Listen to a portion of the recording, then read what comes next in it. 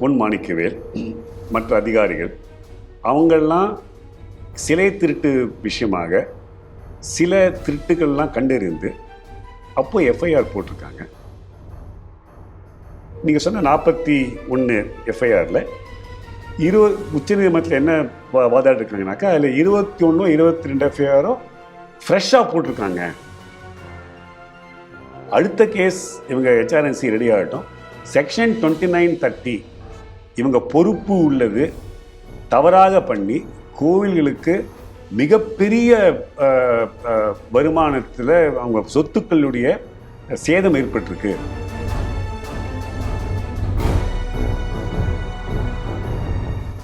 அரசு கையில் ஆலயங்கள் நிகழ்ச்சி வாயிலாக ஸ்ரீ டிவி நேயர்களை சந்திப்பதில் அளவற்ற மகிழ்ச்சி. ஆலய வழிபடுவோர் சங்கத்தின் மூத்த உறுப்பினர் திரு கி நாகராஜன் அவர்களை ஸ்ரீ டிவி நேயர்கள் சார்பாக இனிதே வரவேற்கிறேன். வணக்கம் சார். சார், இப்போ வெரி ஹாட் நியூஸ் அப்படின்னு பார்க்கும்போது சில தினங்களுக்கு முன்பு தான் உச்சநீதிமன்றம் ஒரு அப்சர்வேஷனை கொடுத்துருக்காங்க. அதில் தமிழகத்திலிருந்து 2012க்கு முன்பு ஒரு சிலை திருட்டு நிறையாவே நடந்துகிட்டு இருக்கு. அதில் 41 சிலை திருட்டு தொடர்பான கோப்புகள் தமிழக அரசுகிட்டேருந்து அது காணாமல் போயிருக்கிறது. மிஸ்ஸிங் அப்படின்னு சொன்னோமா ஏதோ போகிற வழியில் தவறி போயிடுச்சு, இல்லை எங்கேயோ வைக்கும்போது வேறு இடத்துல மாற்றி வச்சுட்டோங்கிறத விட காணாமலே போயிடுச்சு, அது டிஸப்பியர் ஆகிடுச்சு அப்படிங்கிற மாதிரி தான் தோணுது சார். இதில் திரு யானை ராஜேந்திரன் அவர்கள் பொதுநல வழக்காக சென்னை உயர்நீதிமன்றத்தில் போட்டது. அதன் பின்பு அது தில்லி உச்சநீதிமன்றத்துக்கு மாட்டியிருக்கு. அங்கே ஜிஎஸ் மணிங்கிற அட்வொகேட் தான் இவரால் இங்கே போக முடியல, அவருக்காக இங்கேருந்து வாதாடி இருக்கார். அப்போது யானை ராஜேந்திரன் அவர்கள் சொல்லும்போது இதில் பல பெரும் முதலைகள் இதில் இன்வால்வ் ஆகியிருக்காங்க. அதனால தான் இதை கண்டே பிடிச்சிடக்கூடாதுன்னு 41 கோப்புகளுமே மாயமாகிருக்கு. அன்றைய தினத்தில் இருந்த பல்வேறு அதிகாரிகள் உயர் பொறுப்பில் இருந்தவங்க இன்னைக்கு அதை விட கூடுதல் பொறுப்புக்கு ப்ரமோஷன் ஆயிருக்காங்க. தமிழக அரசு இதில் தலையிட்டு அவர்களை காப்பாற்றாம யாருக்கு என்ன தண்டனை உண்டோ அதை வாங்கி கொடுக்கறதுக்கு தமிழக அரசுக்கு ஒத்துழைக்கணும் அப்படிங்கிறதையும் அவர் வச்சிருக்காரு. இந்த கேஸ் இப்போ உச்சநீதிமன்றத்தில் இருக்குது. கண்டிப்பாக உச்சநீதிமன்றம் இதை சீரியஸாக எடுத்து ஒரு தீர்ப்பளிப்பாங்கன்னு நம்பிக்கை இருக்குது. இப்போ இதில் என்ன நம்ம பார்க்க வேண்டிய விஷயம் என்னன்னாக்க, அப்போ இருந்தவர் பொன் மாணிக்கவேல் மற்ற அதிகாரிகள் அவங்கெல்லாம் சிலை திருட்டு விஷயமாக சில திருட்டுகள்லாம் கண்டறிந்து அப்போ எஃப்ஐஆர் போட்டிருக்காங்க. அந்த எஃப்ஐஆர் போட்ட பிறகு நடவடிக்கையும் எடுக்க முயற்சி செஞ்சுருக்காங்க. அந்த முயற்சியில் சில முயற்சிகள் வெற்றிகரமாகி சில சிலைகள்லாம் மீட்டு நம்ம நாட்டுக்கு திரும்பி வந்திருக்கு. இது ஒரு பக்கம். அடுத்தது பக்கம் என்னன்னாக்க, இந்த எஃப்ஐஆர் போட்டு அந்த எஃப்ஐஆர் மேலே ஒரு ஆஃபீஸர்ஸ் அவங்க அதை இன்வெஸ்டிகேட் செஞ்சு ஓரளவுக்கு கண்டறிந்து இருக்கும்போது சில பாதிக்கப்பட்டவர்கள் அதிலிருந்து வெளிவர என்ன முயற்சி செஞ்சாங்கன்னு நமக்கு தெரியாது.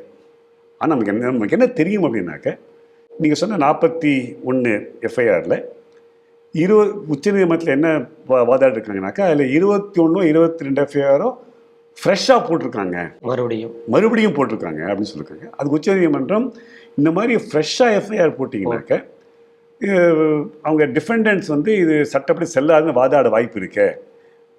21 எஃப்ஐஆர் யார் போட்டிருந்தாங்க, முதல்ல யார் இருந்தாங்க அந்த தாக்குதல்னு தெரியாது, ஏன்னா காணாமல் போயிடுச்சு. ஃப்ரெஷ்ஷாக போட்டு நீங்கள் யார் பேர் சொன்னாலும் அவங்க இது செல்லாதுன்னு வாதாட வாய்ப்பு இருக்குது. அதனால் நீங்கள் அப்போ இருந்தவங்களையும் பிடிந்து விட்டாச்சு, இப்போ சொல்கிறவங்களையும் மதிப்பு இல்லாமல் போயிடும். This is the situation.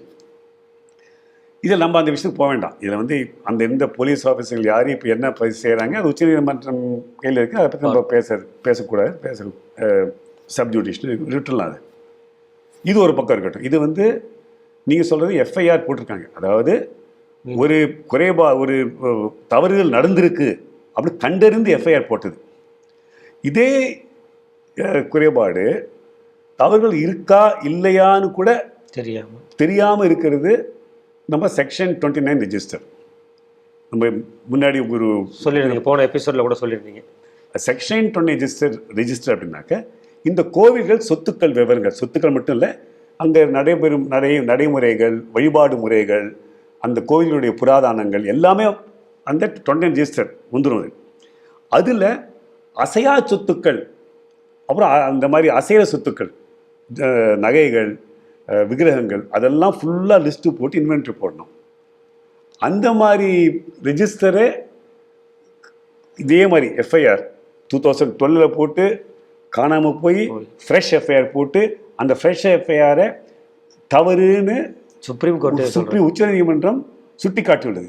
அதே இருக்கும்போது நீங்கள் 1938 கோவில்கள் கையேடப்படுத்தி ஒருவேளை அப்போ நீங்கள் இந்த செக்ஷன் 29 போட்டு மெயின்டைன் பண்ணியிருந்தாலும் பிறகு செக்ஷன் 29 ரெஜிஸ்டர் ஆர்டிஐ மூலமாக கேட்டபோது அவங்க கொடுத்துருக்க செக்ஷன் 29 ரெஜிஸ்டர் 58 20 வருஷம் 20 வருஷம் பின்னாடி உள்ள கொடுத்துருக்காங்க. என்ன தெளிவாகிறது? அந்த காலகட்டத்தில் ஒன்று அப்போ இருந்த ரெஜிஸ்டர் இருந்திருக்கலாம், அது தொலைஞ்சு போயிடுது. தொலைஞ்சாக்க இப்போ இருக்க அந்த குற்றவாளிகள் தொலைஞ்சு போயிட்டாங்களே, அதே மாதிரி அந்த 29 இருந்த சொத்துக்களும் தொலைஞ்சு போயிருக்க வாய்ப்பு இருக்கு இல்லையா? அசையா சொத்துக்கள் போகாது, அசையும் சொத்துக்கள். ஆனால் நகைகள், விக்கிரகங்கள், நகைகள் முக்கியமாக அதெல்லாம் எங்கே யார் கண்டுபிடிக்கிறது? இப்போ இது கண்டறியப்படாத ஒரு தவறுகள்னு சொல்லலாம். இதையும் நம்ம இது எப்படி இந்த கேஸ் போட்டோமோ அதே மாதிரி அடுத்த கேஸ் இவங்க HRNC ரெடி ஆகட்டும். செக்ஷன் 2930 இவங்க பொறுப்பு உள்ளது தவறாக பண்ணி கோவில்களுக்கு மிகப்பெரிய வருமானத்தில் அவங்க சொத்துக்களுடைய சேதம் ஏற்பட்டிருக்கு அப்படின்னு அடுத்த கேஸ் வரப்போகிறது. உங்கள் இந்த இது மூலமாக HRNC இப்போவே ரெடி ஆகிட்டோம். அதுக்கு என்ன பதில் சொல்ல போகிறாங்க? கோர்ட்டில் கேஸ் வரும். 29 ரெஜிஸ்டரில் நிறைய முறைகேடுகள் இருக்குது. அது வெளிப்படையாக நீங்கள் எப்படி அதை நீங்கள் டிஃபெண்ட் பண்ண போகிறீங்கன்னு முடிவு பண்ணீங்க. டைம் இருக்குது உங்களுக்கு. HRNCக்கு இப்போவே நீங்கள் வந்து ஒரு தகவலை கொடுத்துட்டீங்க, முன்கூட்டியே நீங்கள் ரெடி ஆகிக்கோங்க. ஏன்னா 29 ரெஜிஸ்டருங்கிறது பெரிய இது குளறுபடியுது. இவங்க எவ்ரி 10 years மெயின்டைன் பண்ணணும், அப்டேட் பண்ணலாம் இருக்குது. அது எதுவுமே முறையாக நடைபெறவில்லை அப்படின்னு. ஸோ இப்போ இந்த 41 கேஸோட அடுத்த கட்ட நிலைமை எப்படி இருக்கும்னு நீங்கள் நினைக்கிறீங்க? அது உச்சநீதிமன்றம் தான் முடிவு பண்ணணும். உச்சநீதிமன்றம் என்ன முடிவு பண்ணுறாங்க, தனி குழு அமைச்சு அதை பரிசீலனை பண்ணுறாங்களா, அது நம்ம சொல்கிறது, அதை அவங்க அங்கே வழக்கறிஞர்கள் வாதாடுறாங்க. அதை வாதங்களை கேட்டு உச்சநீதிமன்றம் என்ன முடிவு பெறும் அப்படிங்கிறது. எப்படி இருந்தாலும் என்ன சொன்னாலும் தமிழக அறநிலையத்துறை கோவில்களை சரிவாக பாதுகாக்கிற ஒரு திறமை அவங்களுக்கு இல்லை. அது வேணுன்னே செய்கிறாங்களா இல்லை அவங்க அறியாமலே போயின்னு இருக்காங்கிறது தான் கொஸ்டின். நேர்களே, மீண்டும் ஒரு அரசு கையில் ஆலயங்கள் நிகழ்ச்சியில் சந்திப்போம். அதுவரை உங்களிடமிருந்து விடைபெறுகிறோம். நன்றி, வணக்கம்.